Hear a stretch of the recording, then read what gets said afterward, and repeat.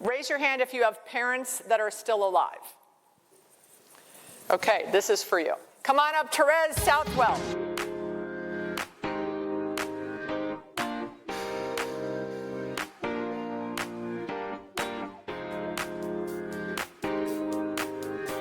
Your journey came from need. Yes, well, I took care of my Aunt Kay for many years, starting in 2011. And, you know, at first she just needed a little bit of care. And we lived together and I cared for her. And at the time, I was a wedding videographer. So I was home a lot. And I just want to, honestly, if you just give me a second, I want to shout out to the two videographers in here, Sunny V. Yay! I see you both working. I know how hard the job it is that you do. I know you wear black to get in the background, but I see you working. You're lugging all that equipment around. And how about our photographer too, right? You too. Let's give him a round of applause. Okay, good job. Okay, so I did not have a lot of money. That's one of the reasons why we lived together, me and my aunt. And I was criticized a lot when I took care of her because she's your aunt. Why are you doing this? And, you know, and a lot of people don't really see that as their responsibility, but I took on that responsibility because I loved her. But there was a time, there got to be a time where she needed more care than I could give her. And I was getting into real estate at the time and I wasn't home as much. And we had to look at nursing homes for her. And I thought, naively, that there were these houses with nice ladies in them that were going to take care of my Aunt Kay. And she would watch the shows that she liked, and she would drink the drinks that she likes, and they would put on, you know, they would care for her the way that I did. And what I found was so deplorable and so horrible that, but there was no choice. There's really no other choice but that when someone needs that much care. So she was in the nursing home. She died a month later. And it was something that I have trouble getting over. It's something that I've never really gotten over. Because if she was home with me or with people that truly cared about her, I think she'd still be alive. So, I'm sorry. Thanks. But from that, fast forward to a couple years later, COVID happened. And at that point, when all of that was going on, I said to myself, I have to make that house. I have to make that house that I wanted for her. And how am I going to do that? And another thing about COVID was that was great. It wasn't great for everybody, and I understand that. But there's one part of it that was great, and that was I was still getting a paycheck and not going to work. And I was at home. And I had all this time to think. And I also had time to enjoy my baby son. At the time, he was one year old. And when I got called back to the office, I was like, ooh, I don't like this. I liked what I just had. So both of those things together really propelled me to, I've got to do something. You know, I've got to change my life, and I've got to help other people. So that started my journey in looking to see how exactly I could do this. So, how did you do it? Well, I had to research a lot because, you know, how do you open up a home that's in a residential area with folks? I mean, if we've all lived through the 80s and the 90s, most of all that we know is nursing homes. Like, how would it even be possible to put it in a residential neighborhood? Because now, that was your goal. Your goal was, I want to find a house in a residential area and have people cared for in a dignified manner. Right. Yes. In a residential area. Yes, not a place that looks like a hospital. So did you think, I need to check the zoning? Yes, so I had some real estate background at the time. I was in commercial real estate, so I knew what I had to do. So I looked into the zoning. I got a zoning lawyer to help. And it turns out... Thank goodness you did, because Mrs. Motwani made me feel very guilty that I hired a zoning attorney. Oh, no. No, you actually, when you're doing this, you actually need a zoning attorney because neighbors don't understand. Some neighbors don't understand what's going on. So the municipality is a whole different thing. So the way that you can do it is the folks that are in the home have to have some type of handicap, which many elderly people do when they get to a certain age. So they have to be handicapped, and then that creates a group home. So group homes are allowed in every single municipality and every single state per the Fair Housing Act, which is under the Americans with Disabilities Act. So there is nothing that stops you. There's nothing that stops you from opening up one of these homes in a residential neighborhood. Who knew? How many people did you want to help in a home? As many as possible, but it depends on the size of the home, right? So, you know, in this area that I'm in right now, it's called Lower Merion Township in Pennsylvania. It is an 8-person limit. So there's typically some, and some are undefined. There are some townships, some states that have an undefined limit. So some people, I've seen some houses that go up to 16. But I feel like you lose something a little bit. Right, You lose the attention. family feel, yeah. So you say, I'm going to make a change in my life, I'm going to make a change in this industry, and it's going to start with me, the power of one. Right. And I'm going to find a neighborhood. How'd you pick the neighborhood? So I did a lot of demographic research, and the costs and all of that, you want to go to the wealthy neighborhoods. That's where you have to go. The first one that I have here in Gladwin is actually most expensive zip code in Pennsylvania. So that's the most expensive what? zip code. Oh. It's the richest zip code in Pennsylvania. And did you decide that because you thought wealthy people wanted to put their parents near them? Yeah. Yes, and that's true. It's true. People want to be as close to their parents as possible. And, you know, assisted living is not cheap. Nursing home care is not cheap. So how much was the house? The house was $1.2 million. And did you get a loan? I got an SBA loan because I don't have any money. I didn't have any money. So I'm really hoping Applaud with this. her honesty.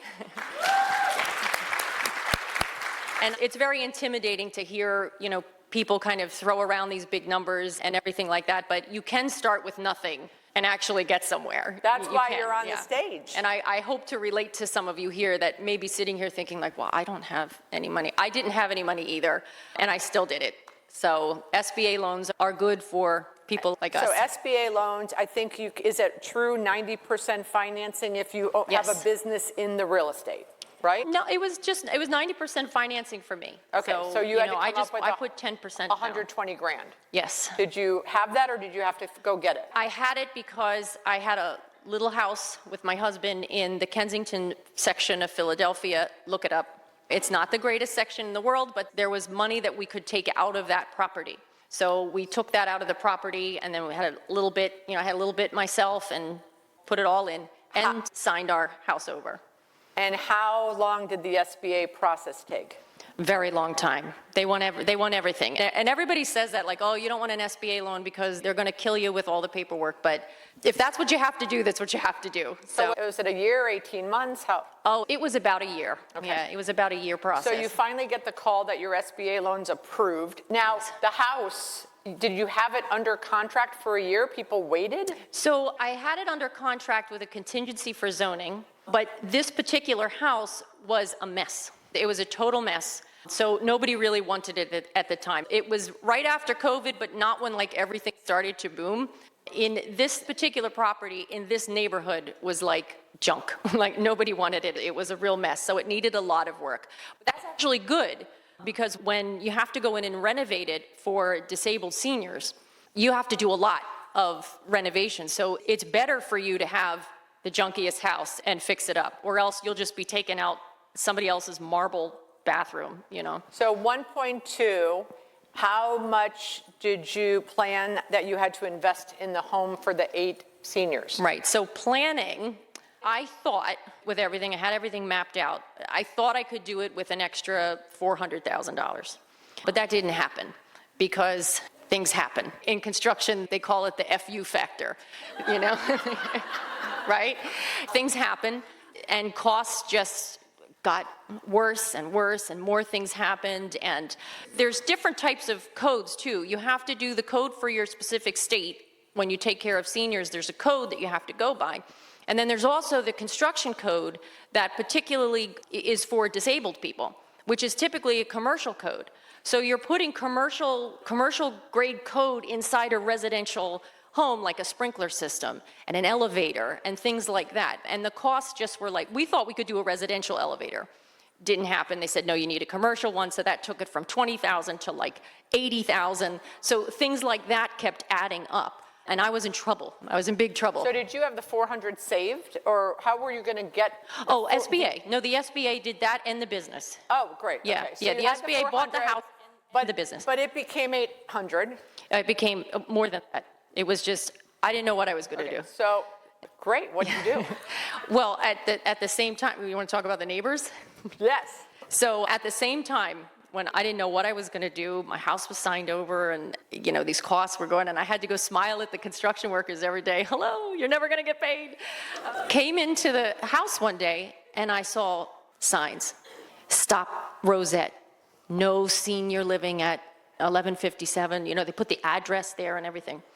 It was everywhere. You drove into Gladwin, they had signs, bump, bump, bump, bump, bump, like as soon as you came in. And that was devastating. It was devastating. It was heartbreaking.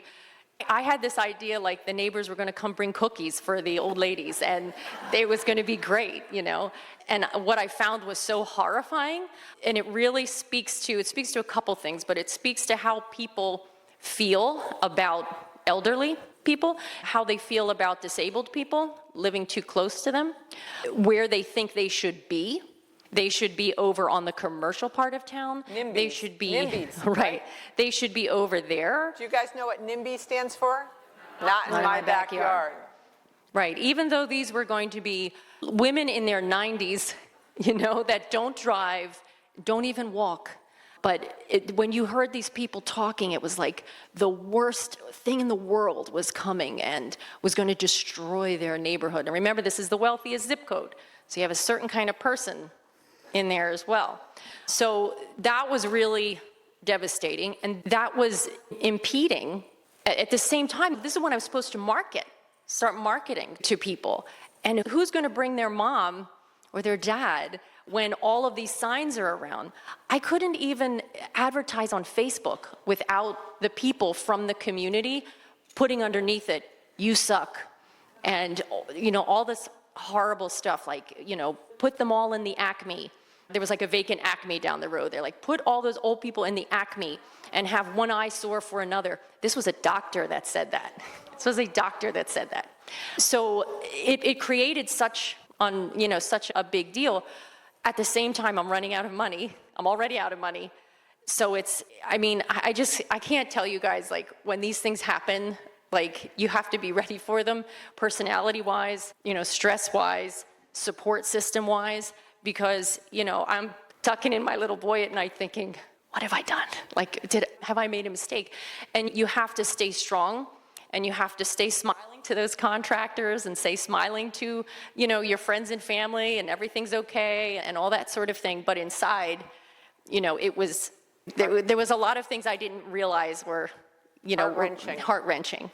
Yeah. So how did you get over the NIMBYs? Well, someone on the Facebook end tipped off a reporter who came down and looked at the situation itself and kind of put it out there, made an article.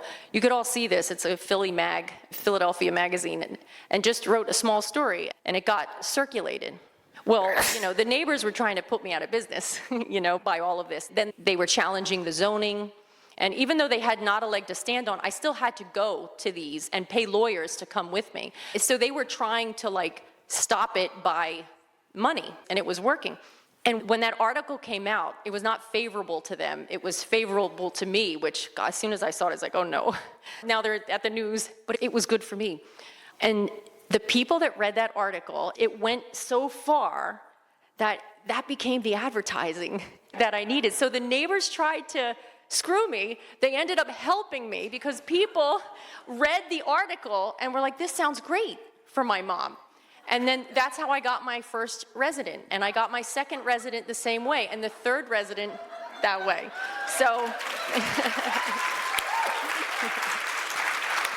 Okay, let's go back to where'd you find the rest of the money? Because you got to open the place. Right. It's good that we got reservations for the 90-year-old people. So I have to talk about, too, how you have to, work hard in life. And, as women, we always seem to work a little bit harder, right?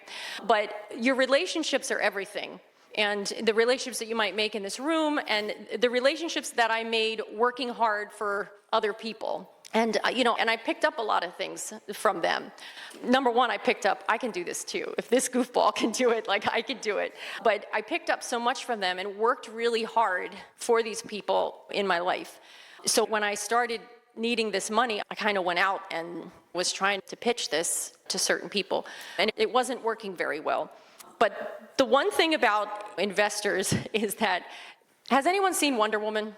Yeah. Anyone seen the movie Wonder Woman? The first one's really good. The second one's trash, but the first one is really, really good. It's really, really good. And there's this part of the movie, and it's called No Man's Land, the No Man's Land scene.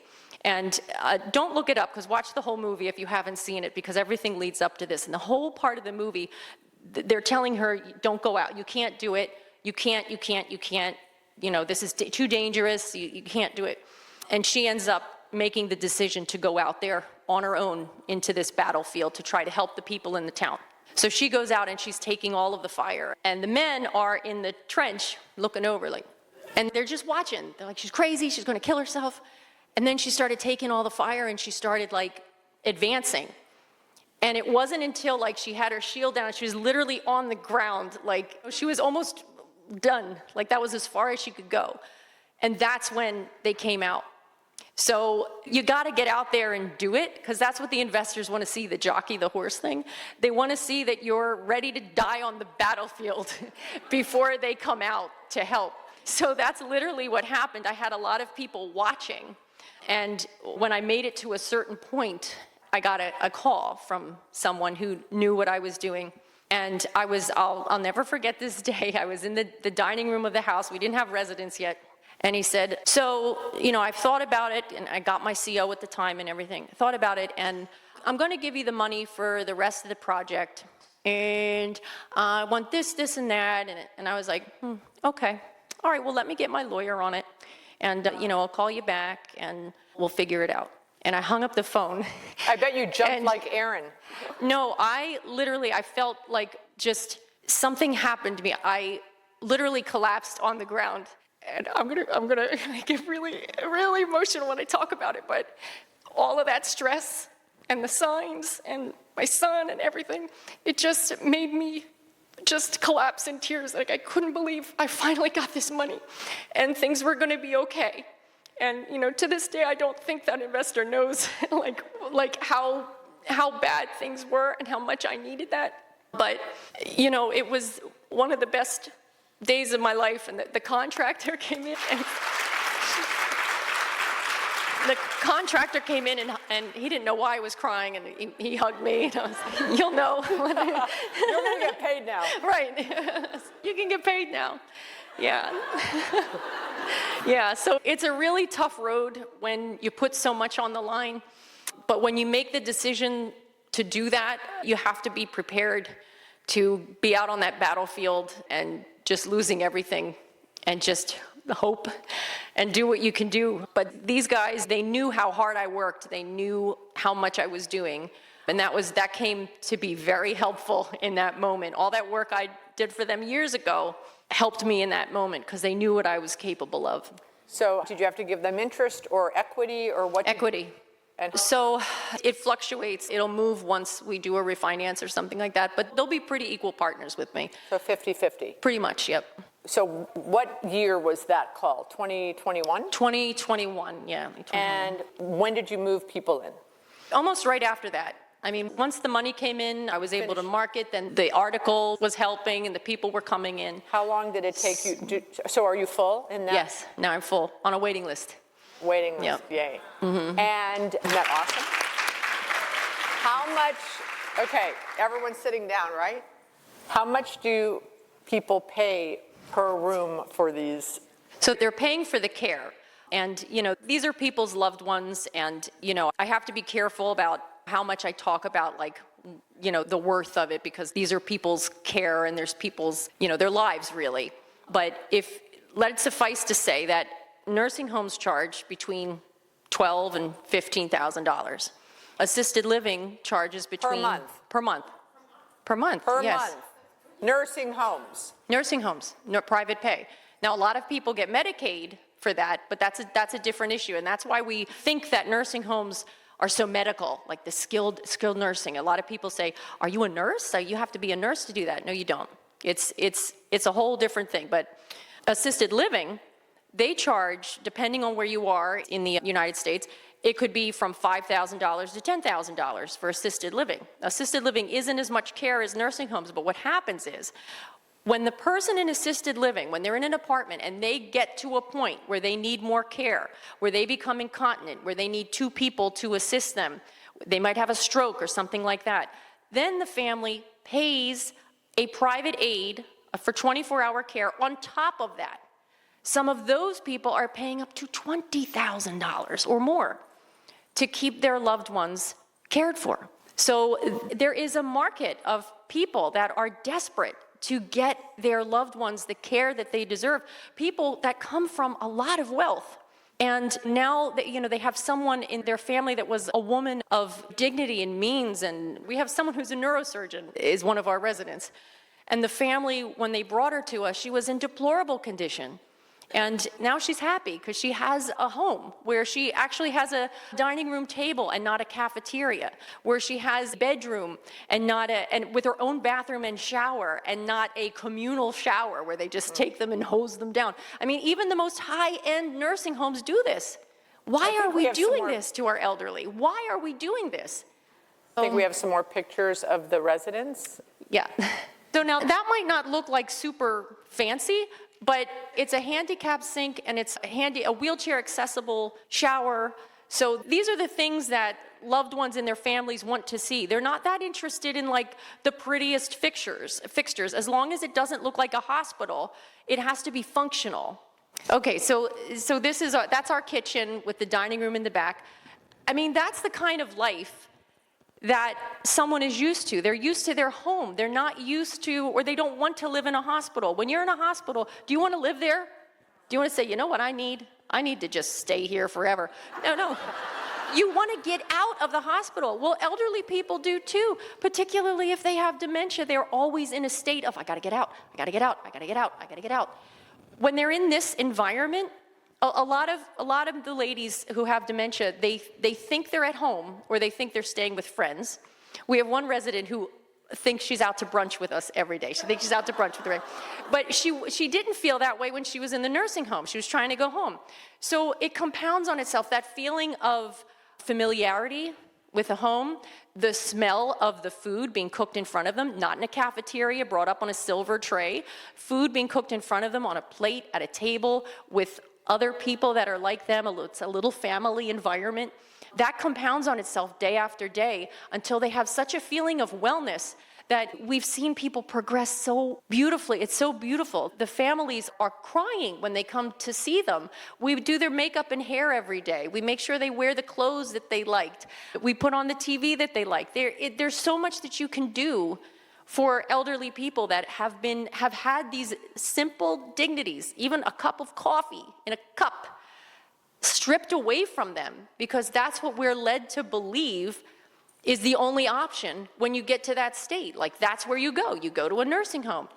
It's a disgrace. It's now become my goal in life to, dismantle these nursing homes, the way they've dismantled those, the big insane asylums that they had, everyone with mental difficulties and intellectual disabilities, when they used to put them away, and we're still doing that to our elderly. Why can't they live amongst us? Why can't they be in a home? Why are we putting them in it? Why have we medicalized life for an elderly person? So you're very passionate. I am very passionate about it. Okay, so can we talk numbers, or you would prefer not to talk numbers? I could talk more numbers in the breakout room. Okay, great. But you have to hire a lot of people. Yes. So you're going to talk numbers in the breakout room about income and expenses. Your staff is your biggest expense in this, because it's the staff, it's the ladies that are taking care of them that is the biggest part of your expense. Yep. And I think you're doing a few more now? Yes, we just bought the second one, and I'm shopping for the third one. So, yeah. So are you using your own equity? Is that person is it the same partner? Yep. So you and this other partner are doing it? Mm-hmm. Other two. Yeah, and They so come as a team. are you going to try to scale this? Or Yes. are Yes, you I want to dismantle the whole system. Are you So, looking for yes. investors? No. Okay. No, I'm looking, but you know what I want to say though? People that are going to invest in this. And people who are thinking about doing this, you can do it. You don't have to be a nurse. You don't have to be a doctor. You can do it. And I'll say something a little bit more. I'm going to go there. But, you know, one of the reasons why the neighbors were so upset was, let's just be honest about it.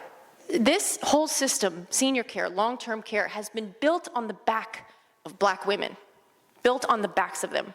And black women rarely get a seat at the table for a lot of reasons. And, you know, we're talking here about hang out with millionaires and do this. Well, it's not an option for everybody. So if I could say something to the ladies in this room that want to invest, please invest in black women. Invest in black women.